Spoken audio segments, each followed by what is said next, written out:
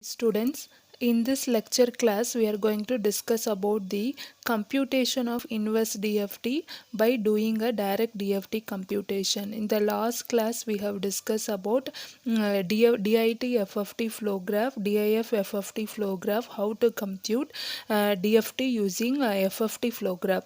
Now here we are going to discuss about the computation of inverse DFT by doing a direct DFT computation. We know that the inverse DFT formula is given by x of n is equal to 1 by n summation k equal to 0 to n minus 1 x of k w n minus nk, where this n varies from 0 1 up to n minus 1.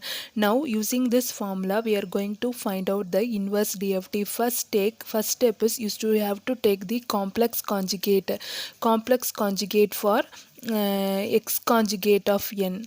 Okay, for this x of n we need to take complex conjugate, so you will get x cap of n.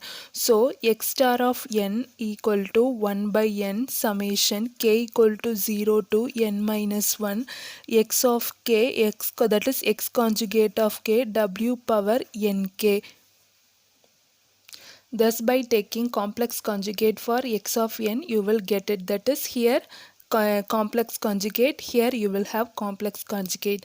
Now what we need to find is we need to find x of n. So what we need to take is, again you need to take a complex conjugate. Before that what we will do is we will write down this expression in terms of FFT. So this is 1 by n. We know that the FFT formula is summation n is equal to 0 to n minus 1 x of n w n nk, right? This is the FFT formula. Now here I have, instead of x of n I have considered x conjugate of k, so this is nothing but FFT of x conjugate of k.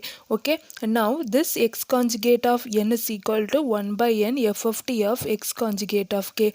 I need to find x of n, so again I have to take complex conjugate for this. So 1 by n FFT of fx conjugate of k, the whole conjugate. So what are all the steps you need to do? First if the given is x of k, you need to find x conjugate of k for this.